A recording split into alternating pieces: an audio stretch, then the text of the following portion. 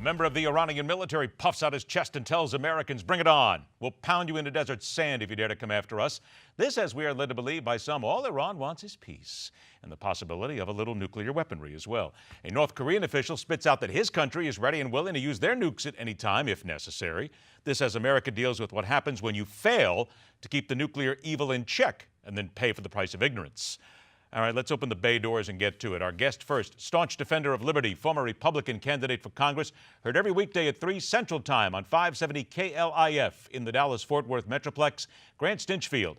And joined by Newsmax contributor, the longtime sage of South Central on the Southern California airwaves, now heard nationally at the website bearing his name, Larry Elder. Gentlemen, thanks so much for joining us. Thank you. Great to be with you. All right, Grant, let's start with you. We got a bunch of stuff to go and a short time to do it. The Iranian general says, we welcome war with the U.S., and the North Koreans say, we'll go ahead and use the nukes if we have to.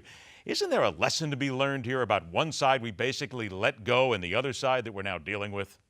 Well, I think the lesson here out of everything is why are we even negotiating with Iran? I mean, they're basically threatening war with America. It's ridiculous to think that we can even trust them. So then, Larry, if we look at this, are they really, though, saying that they'll go to war with us? Or is this just one of these generals, these Iranian generals, just going off on a tangent? And one way we have to say, let them go. It's all just smoke and mirrors.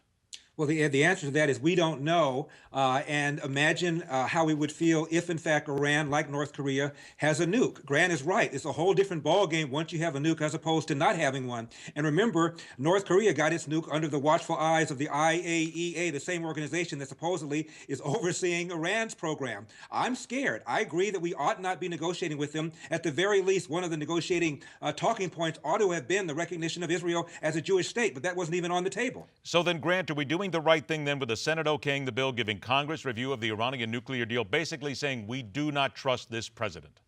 You know, I look at this bill actually as a big scam on behalf of the Republicans. They're basically trying to tell their constituents that Congress will actually get a say in this deal, when in fact this should be submitted to Congress as a treaty. So we would have full power, because no matter what this bill does, the president can still use his executive actions to lift sanctions in Iran. I think it's a big scam. See, and I'll tell you what, Larry, Grant has a very good point here, because you can say this, you can do it, you can pass everything here, but you still have that presidential authority to be concerned with, where the president has used it before. Absolutely. This bill was a capitulation. This should have been determined to be a treaty, but Condoleezza Rice apparently consulted with Republicans and advised them this was an executive agreement, did not qualify as a treaty. As a result, you're not going to have 2/3 of approval by Congress. So this is a huge victory for the Iranians, a huge victory for Obama, and I think a setback for national security and a setback for the country. So we still have to worry about these things. My goodness, we really haven't gotten anywhere here. All right, let's cut overseas here. Larry, stay with you here. The United Kingdom, the election. Big win here. Nobody expected 10 Downing Street to stay exactly as it is right now. But there are people saying two things. First of all, they're saying that this might mean that Scotland still may one day walk away, which might weaken the United Kingdom. But the second thing is here, I'm looking at stories that say this may highlight a shrinking role with the United Kingdom as the American ally. Wouldn't that be dangerous? It certainly would be dangerous. And one of the problems with this vote is that it makes it more likely that that England may walk away from the European Union. Already, most of the European Union countries, the ones that belong to NATO, are not fulfilling their promise to spend a certain percentage of their GDP on national security. So if England leaves, it'll be even less likely that they'll be able to meet their commitment. And in order to keep Scotland in the fold, apparently Scotland's putting all sorts of pressure on England to abandon refurbishing their submarine program. They even want England to no longer be a nuclear power. So a lot of bizarre things are happening as a result of this election. And Grant, they're basically talking a lot that maybe Germany has now become the central power in Europe, and maybe that's going to be the biggest concern now as we move forward.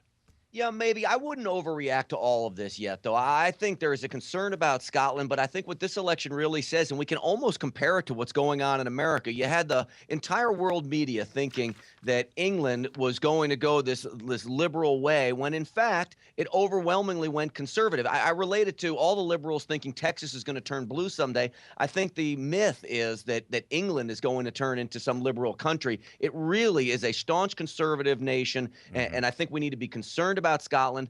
I still don't think Germany is going to take over the lead from England, not anytime soon. 45 seconds, gentlemen, on the political stand. Bobby Jindal says he will decide soon whether he will seek the Republican presidential nomination. Grant, I like Bobby Jindal. He's a nice guy. Come on, he has no chance. He has no chance. I like him. He brings some stuff to the debate, but we have plenty of people debating. I'm still Scott Walker's my guy. At Scott Walker, I'm pushing him as much as I can. So then, Larry, what do you think Bobby Jindal's doing here? I mean, obviously he wants to remain important in the GOP, so is this just an idea to make sure that he gets heard come convention time like so many others?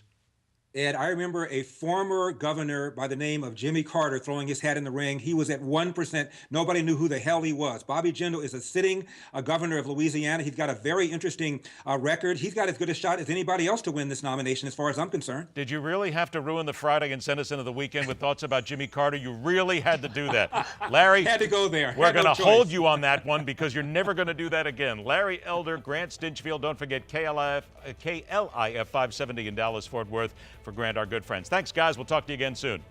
Thank you, Ed. All right, everybody, stay with us. The fastest 60 minutes of news, The Hard Line, will continue.